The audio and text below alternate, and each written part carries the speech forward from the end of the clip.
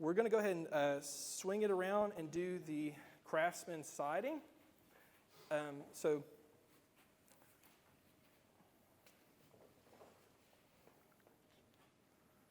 there's two types, and the interesting thing about vinyl siding is the same interesting thing about metal siding, only one is much more durable, and that is that the trims are all installed first.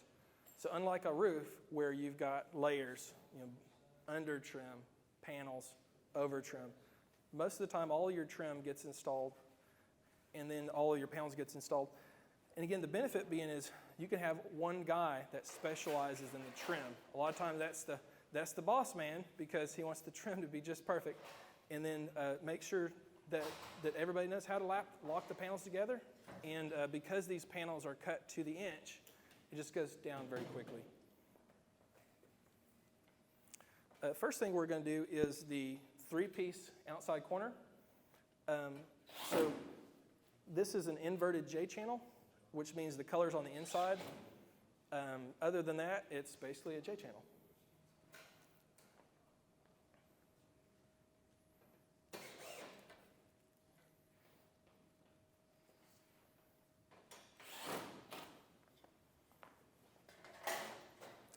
You're going to lock the outside corner on. So the outside corner has open hems so that can lock on. Again, those will flex, so whether you lock it from the side typically is what will really happen or not, that's how it's going to go together. You're also going to need one pop rivet at the bottom to stop it from sliding. So one pop rivet either at the bottom or way at the top inside a channel, either way, to make sure that that corner trim doesn't slide. So the same thing on the other outside corner. Inside corner is exactly the same way, just inside instead of outside.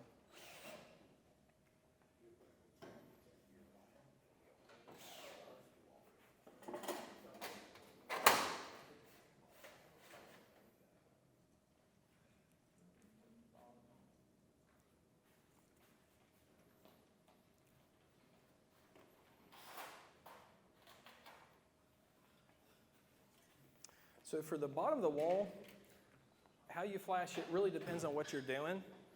Most of the time it's going to be rack guard or drip cap. And it depends on whether, with rack guard, a lot of times you're going past a wall down to concrete, and you can kind of set it where you want it. For the drip cap, most commonly, it's where you're stopping at the bottom of the wall. Either way, the reason that matters really, it has to do more with the length of the panels. So at the bottom, you want those panels to come pretty tight down at the bottom, just leave a very small gap. Some people use a spacer to get that gap just perfect.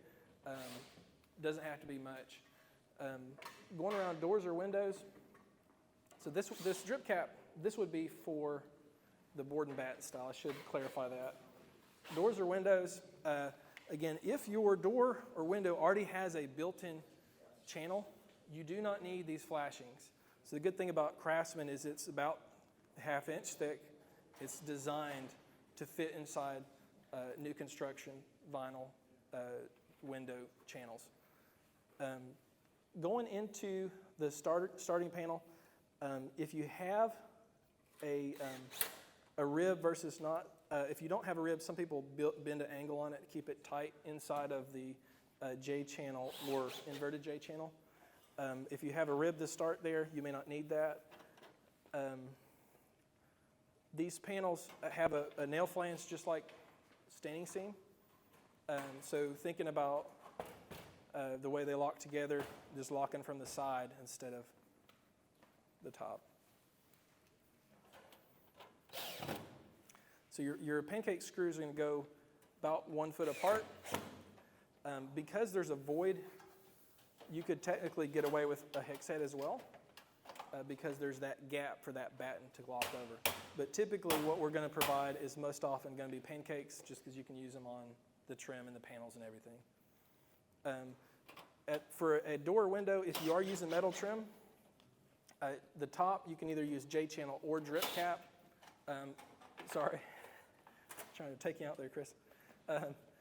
So you can either use a J channel or drip cap at the top of a door or window. You're always going to use J channel on the sides and bottom. So again, the good thing is if you have somebody on your crew that's installed vinyl siding, this will all be every day. So they will already know how to install this product. The only thing they've got to learn different is that three-piece outside or inside corner. It's very straightforward.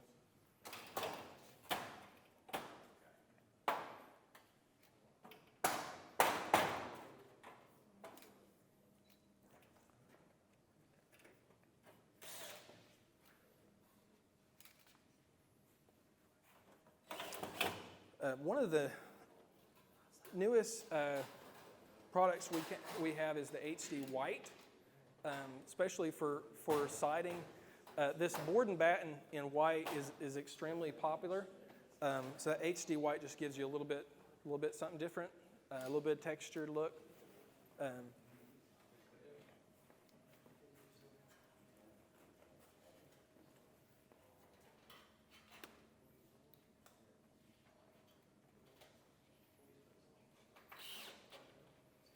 So for the sake of this demo, we're going straight from the roof to the wall. So your roof trim can cap over it, that's fine. Typically what we would do, you're going to be going and hitting your soffit. So most of the time at the top of the wall, you're going to use J-channel like you saw on the back. So keep that in mind. Most of the time, the top of the wall is just going to be J-channel to tuck into. Sir?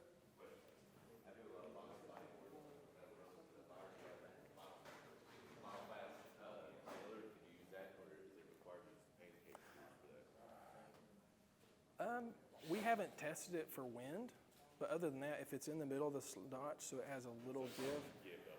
The other thing is, usually, board and batten doesn't have to have as much give as lap siding because they're top to bottom short runs. So we couldn't, as long as you can vouch for your fasteners, that's the main thing. We can't, if there's an issue where it pulled out because of the nail. We just haven't tested them. So for me to tell you could use them, I just wouldn't be confident doing that because we haven't sat down and done it ourselves like we have with a lot of these where we just sit down and we do a lot of it and we make sure it holds together. That would be my main concern. I wouldn't be able to vouch for that part of it.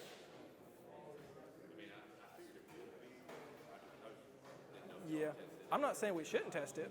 Just never have. It's just a fast, more convenient way to install your fasteners. Yeah. Yeah, we could definitely, something to keep in mind, see if we could do that. Okay. Now the other thing is, of course, if you hit vinyl, it'll go through it. If you hit metal, it ain't gonna go through metal. So that's one thing that, I guess, as far as making sure you're actually hitting the exact hole punch. Yeah. Yeah, that'd be good. Okay, so moving on to the lap siding. Again, what you notice is that went about as fast as any product you'll install on siding because it locks together and it's cut to length. So the difference on lap siding, really the main difference is going to be this starter trim at the bottom. So instead of using a drip cap or rat guard, the starter trim is just like vinyl siding. It's metal, but it's made to fit the exact lock on the bottom side of those lap siding panels. So again, about every foot apart, you'll fasten those. This lap siding, just like the board and batten, it's got that wood embossing built into the roller dies, so it gives you just a really nice look, whatever color you go with. Whether you're going for a neutral color or more of a bright modern color, it just gives you a different look. That is really the main difference between the two systems. When you get into at the top of the wall, a lot of times you will want a finished trim. You can either cut off part of that nail strip and make your own finished trim so that it doesn't flop around in that J-channel. Or we can provide a finished trim that's basically an open hem, so you can tuck the top of that cut metal into that finished trim. So you can make your own or use another one. Show you real quick on this. If you have to do seams. One of the good things is, unlike a 12-foot vinyl piece, these can be made up to 45 foot long. So laps are virtually eliminated depending on the situation. But if you do have to make laps, so you're going to have an overlap side. Here's a different one. And an underlap side. So basically, one of those you'll cut the underlap, one of them you'll cut the overlap. Chris did it a little different than I did it, but either way, as long as you have to basically make a 1-inch lock with the overlap cut on this one and the bottom lap cut on this one, and lock those together.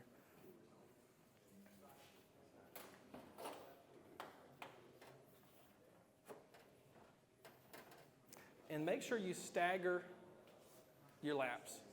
So that would be the last thing to remember.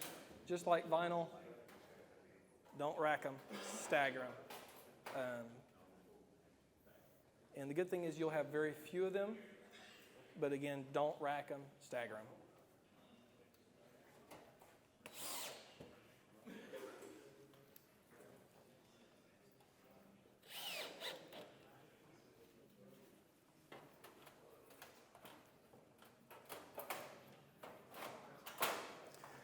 So I believe this is the 6.5-inch lap siding. So again, if someone wants a taller lap siding, an 8 or a 10, we can provide those as well.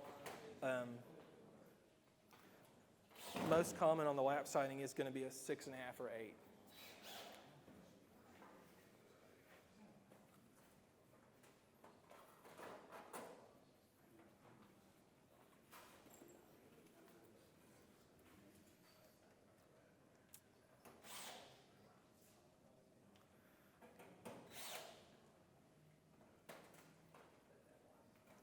And again, the same thing is if this was going up and hitting a soffit, which is more common, you'd have J-channel. And then you would have, if it happens to land right, you might not need much more than that, but typically you're going to need a finish trim to hold that thin piece of cut metal in place that just doesn't flop around. Some people just put a fastener in it, but finish trim will lock it in just a little smoother. Or you can make your own finish trim with a piece of that top lock. That top lock, you're a lot of times going to have to cut it off anyways, so you can use that for that situation. And then last but not least, we've got our high side peak, which we're going to use to cover that up and make it look pretty. But again, in the real world, most of the time this is going to hit a soffit, so it's a little different than that, unless your home has no overhangs.